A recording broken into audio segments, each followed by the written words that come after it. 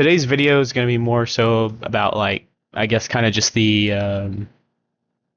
I guess if a vitamin or a mineral, so obviously the video is a tier list, right? It's on pretty much the is something overhyped, right? So some of these things on this list, most people should know everything on this list, right? Um, but yeah, I'm just gonna pretty much, so if I put vitamin A on S tier, that means that it's super underhyped and people need to be taking it more. If I put A on F tier, it's super overhyped. Obviously, you still need it to function properly, but like, it's not that big of a deal. Okay. All right, so let's get into it. So vitamin A, um, where do I think vitamin A is at? I think vitamin A sounds stupid, but I think it's an A tier, right? So vitamin A um, works with immune function, um, a lot of cell growth actually, um, and a lot of this stuff in this video is going to be for testosterone as well. I want to get that out of the way. So a lot of this stuff is going to be for testosterone as well. And vitamin A is huge, bro. Supports Leydig cells function and pituitary. Um, and deficiency really disrupts your testosterone production. Excess is toxic, though. We all know vitamin A poisoning. We've heard about it, blah, blah, blah, with, you know, livers and whatnot. But too much is bad. Too little is bad. Obviously, you want to be sitting in the right range. That right range is about 3,000 UIs, um, or around 1,000 micrograms. Um, no specific supplemental dose is recommended though, to get that T boost. But the key is balance with vitamin A, right? So let's go ahead and knock out all these B vitamins. B1, thiamine. Yeah, riboflavin. I'm actually gonna put riboflavin in A tier. I think riboflavin is huge for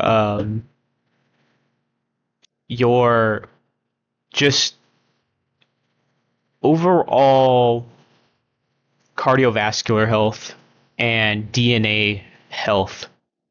All right. Niacin, B. We all hear about it. Um, Niacin and riboflavin. I feel like those are some of the more, I guess, out there. I'm gonna say B4, C tier. B5, C tier. B6, C tier.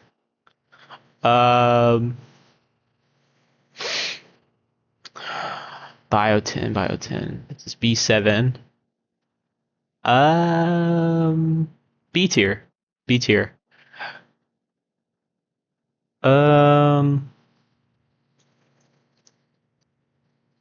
And to go back actually, so B3,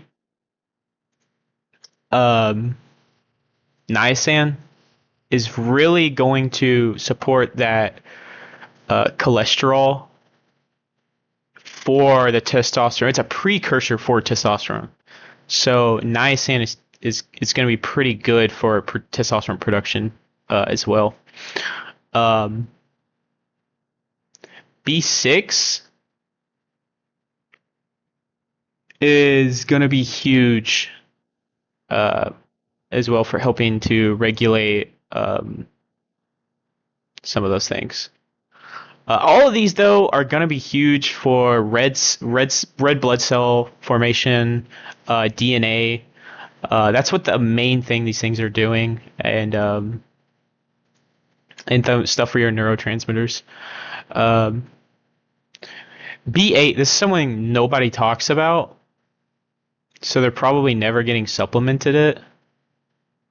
even even saying that, I still think it's a C. Nothing huge to be worried about. Uh, B9, C, B10, C, B11, C, B12. This is the one everyone hears about, right? Everyone is always hearing about B12. Cyanocobalamin, uh, I'd stay away from cyanocobalamin. It's a cobalamin, right? But the way you're getting it, I would try to stick to methylcobalamin. I think it is in B tier. I think people always should have a good amount of um, B12. Okay. Um, Low B6 and B12 is linked to lower T and some infertility. B6 may reduce prolactin or estrogen conversion. High doses, though, appear in many T booster stacks, like those those kind of shitty supplement stacks you kind of see at Walmart and whatnot. But they lack the ability. They lack those T booster things you see at Walmart and shit. They really don't. They're not going to help you. I mean, they might help, but they're not gonna do what you're hoping. With a lot of these though, you can't really overdo it with your bees. You can overdo it, right? But that's a lot. Obviously, a quick lookup lets you know what you need. But for that T boosting, you will want more 6 and 12, just a little bit more than, or maybe even double what the recommended the serving size on the bottle is. All right, so vitamin C. Okay, vitamin C, I think is pretty actually looked down upon. I'm gonna put vitamin C in B tier. It's huge for collagen synthesis, immune support, iron absorption, your adrenal gland, hormone production, and that's big for testosterone as well. And it's an antioxidant, which is huge. And it's just everywhere. But supplementing it, I really don't see the need. But I'm gonna keep it in B. I'm gonna keep it in B because really all of these B vitamins and the C, they're all water soluble, right? So once your body gets how much it needs out of that pill, it's just gonna piss the rest out. So supplementing it is cool and all, but you gotta be mindful of how you're supplementing it to make it to the best of its abilities. It reduces a lot of oxidative stress because it's antioxidant, so that's good for testosterone. And it may blunt exercise-induced cortisol rise. What does that mean? Well, cortisol is anti-testosterone. So yeah, you definitely want that.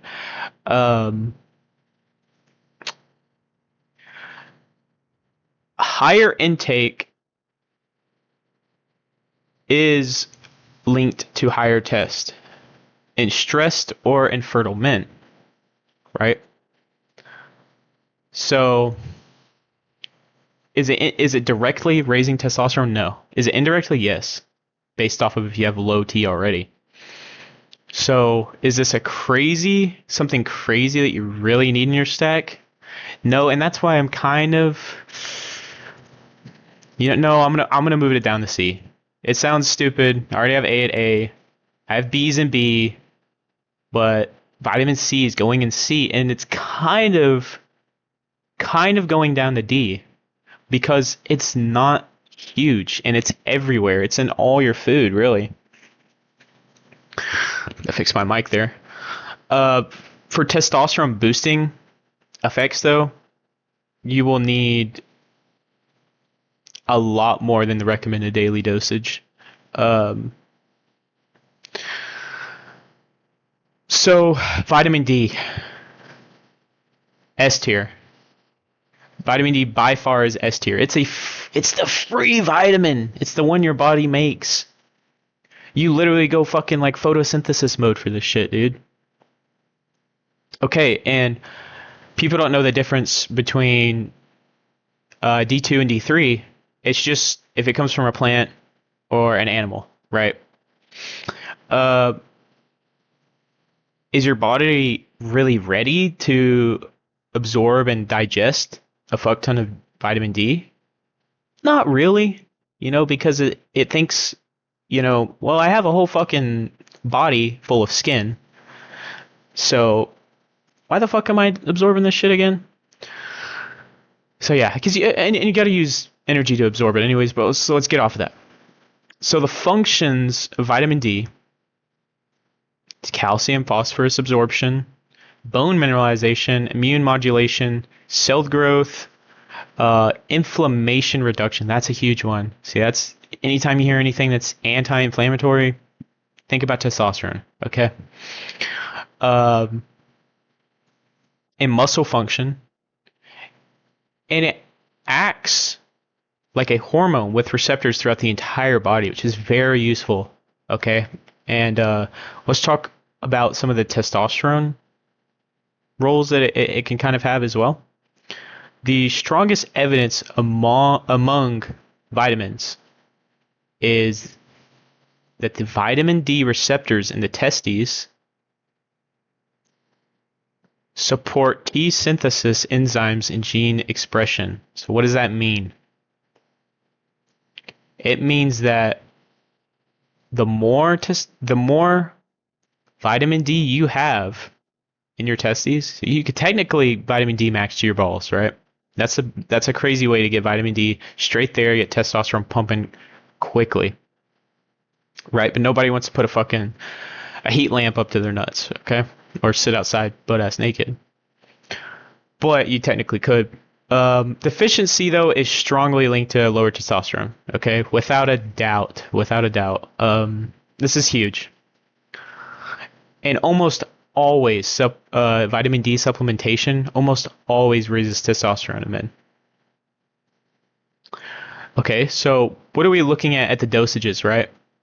So if you look on Amazon, there actually is options for like a fucking 20,000 UI. That's fucking absurd, and that usually happens once your body gets completely fucked over and it just cannot absorb vitamin D anymore. And you need that much just to get by. But you don't really need that, right? What you need is try out 5,000 IUs a day, okay, or 100 micrograms a day. See how you feel. But yeah, for that T boosting effect, you went 2,000 to 5,000 IUs a day.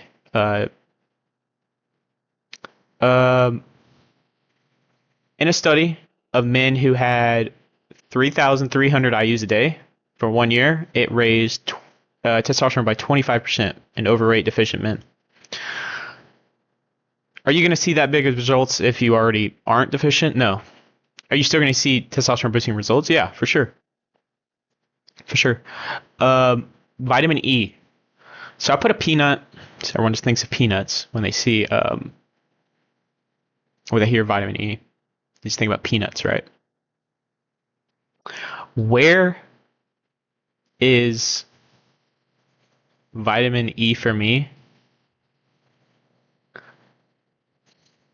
Probably B tier. It's not on par with C. If there was an in between, it'd be there. So what does it do? It's a fat soluble antioxidant, membrane cell protector from free radicals. Okay, antioxidant. Heard that again. That's good for testosterone, right? And what it's doing for testosterone is protecting the testes, the cells, from oxidative damage. Deficiency can definitely lower test and sperm quality. Yeah, and you typically want to. And by the way, when you get into vitamin E, you'll see um, a list of different types, right? Go for the complex. That's probably your best bet, in my opinion. Um, I can't say the word. Tocopherols. You'll see like an alpha, delta, gamma, whatever. So go for the complex. Okay. Vitamin K, more so K2. Um, I feel like this is said a lot. Get your vitamin K in, right? But if you don't have vitamin K, your vitamin D is kind of useless. If you don't have vitamin K, the absorption effects you get from vitamin D, I mean, they're not. What is it doing? It's just sitting in the blood now. And some people actually get a like clotting in the blood from too much calcium in the bloodstream because it's not being told to go anywhere. So your vitamin K is what is really going to help that help, and it's going to go to the bones, right? It's going to help the bones, and it helps with blood health, vascular health, all of those sort of things. And for testosterone, what that means is it's not the biggest mover, and the only reason this is high on the list, right? The only reason this is high on the list is because vitamin D is all the way up here, and vitamin D is huge. Vitamin D is huge. But yeah, obviously, it's more so going to be a not directly. It's going to be an indirect testosterone boost, you know. So let's get to the minerals, right? The minerals. I'm going to start us off with boron. I think boron is A tier. I think boron's A tier for sure. More so because of the testosterone functions, but what it really does is it helps with bone metabolism, wound healing, hormone regulation, and influences vitamin D and magnesium in a way that can even further help your testosterone levels. Boron's a huge proprietor. I use it for testosterone myself, and it lowers SHBG, freeing up more testosterone, more free testosterone. And it lowers estrogen. So you're getting more free testosterone and less estrogen. And there's been shown in small human studies to have quick effects, sometimes quick effects. For that testosterone boosting effect, though, you definitely want somewhere between 5 and 10 milligrams a day, often as boron citrate. You should see benefits within a week.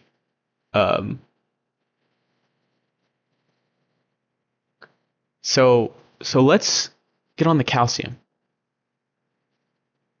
Calcium, I think it is very obviously at C. I think it is right where it needs to be. You know, calcium is talked about enough to where I feel like I really don't even really need to talk about it. But there is a lot of things, right? People don't know a lot of things about it. They think it's all bones. It's not. So we have a lot of things it does with your nerves, muscles, because it is an electrolyte. Calcium is an electrolyte. So I don't even need to mention the bones, the teeth, but for your nerves, your blood, and hormone secretion, it's huge. And it's involved in testosterone releasing signaling. But very high amounts of calcium could slightly suppress T in some studies, but it is mostly a indirect and neutral effect on testosterone. Uh, so let's get into chromium. The fuck is chromium? Oh, here it is. Chromium. I think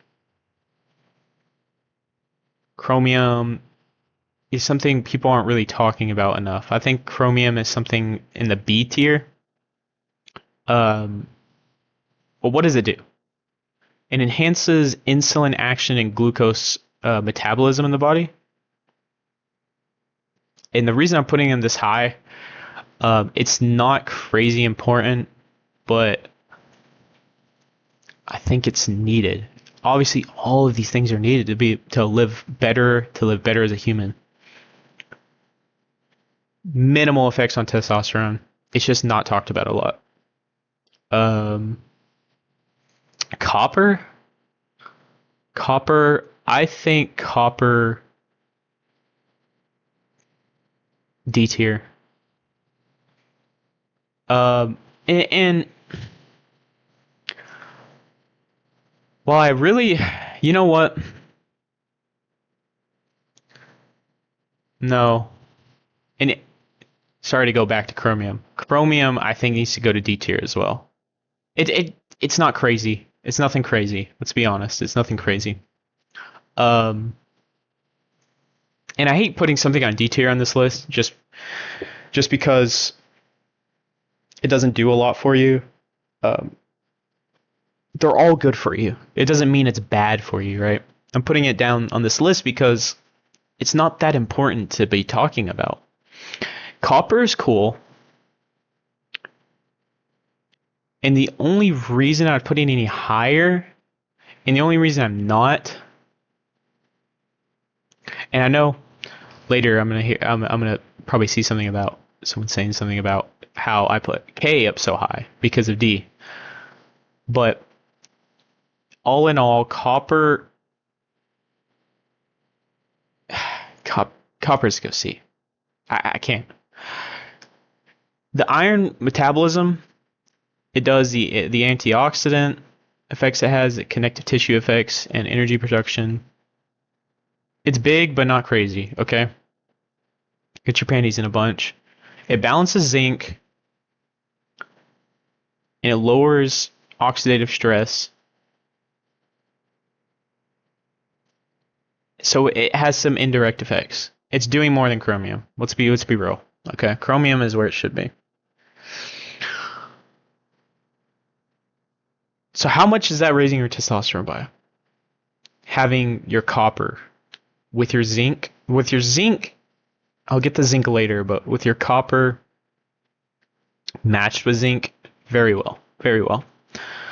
Iodine, thyroid. Fuck is iodine? Iodine, thyroid. That's all you need to know. It's really all you need to know. Iron, B tier. And I say B tier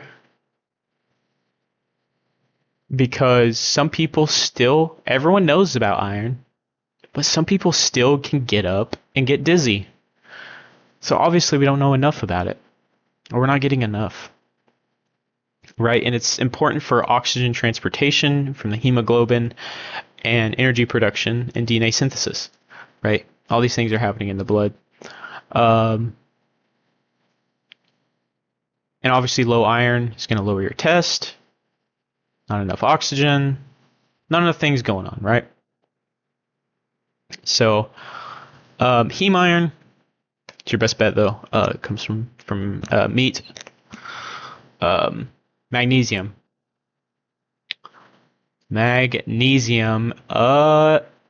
S tier. I feel like it's getting out there more, as it should be, but it has over 300 enzyme reactions in the body, including energy, muscle, nerve functions, protein synthesis, and blood pressure regulations, and so many things in the brain as well. And it's going to help increase free and total T testosterone by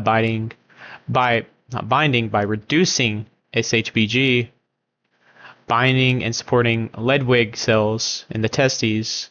Strong evidence in athletes and sedentary men. So what does that mean? That means if you're a lazy piece of shit or you're not, it's gonna help raise your T, bro. And how much do you need a day? Probably about 400 milligrams a day. And I would get it from a good source too. I wouldn't fuck around with oxide, citrate. I'd probably go for with biglycinate, glycinate, 3 and 8. 3 and 8 for some people could cause problems because it crosses over the blood-brain barrier, or it could help problems. So something I want to kind of test myself soon, since I get migraines, is 3 and 8 to see if crossing magnesium quickly over the blood-brain barrier can help with migraines. But yeah, that's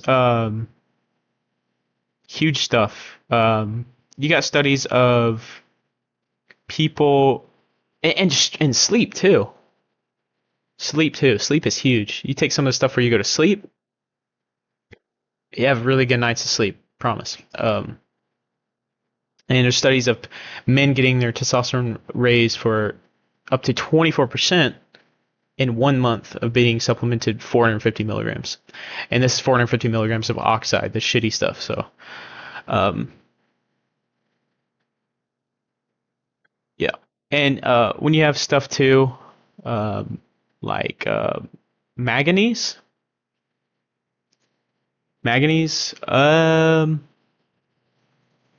I feel like manganese is right where it needs to be. Um, if I'm really being honest with you, um, if we could just lump in sulfur and phosphorus with that, chloride as well, I think everything is where it needs to be right here. And those are all really just more so just like things for electrolytes, your bones, energy, various systems and enzymes in the body. Most of these things are going to be indirect for boosting testosterone, though. But selenium,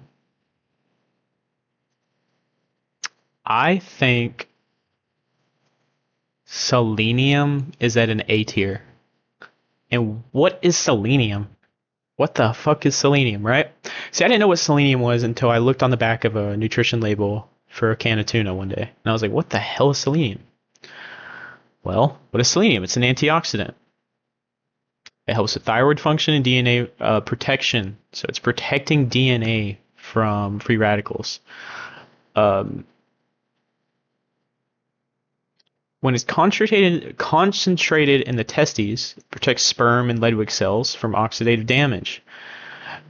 Deficiency in selenium can definitely lower testosterone and fertility. And how much do you want a day?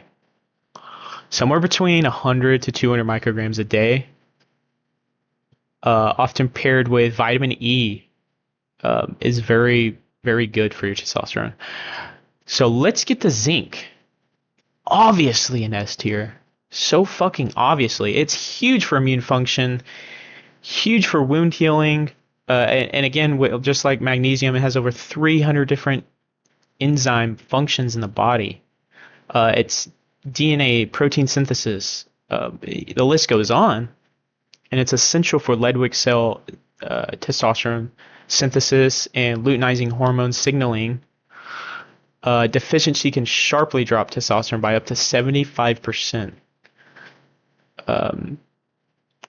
So go ahead and hop on some zinc. Tell me how you feel, bro. Seriously. And when you get to those high dosages of 50 milligrams per day, right?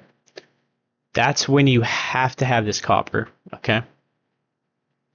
You really do need that copper. You're getting up to dosages that high.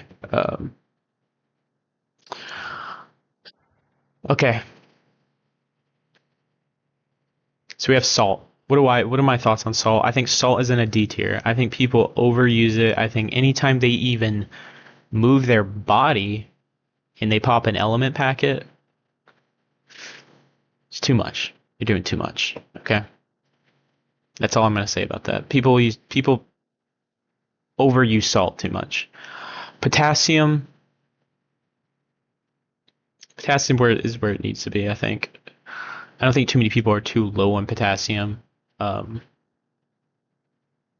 but I don't think anything on this list is an F tier. Okay, by no means is anything on this list an F tier. No means is anything on this list people need to get less of. Maybe salt, and maybe iodine. That's why they're on the D tier. But other than that, yeah, guys, that's my list. Hope y'all enjoyed. Peace.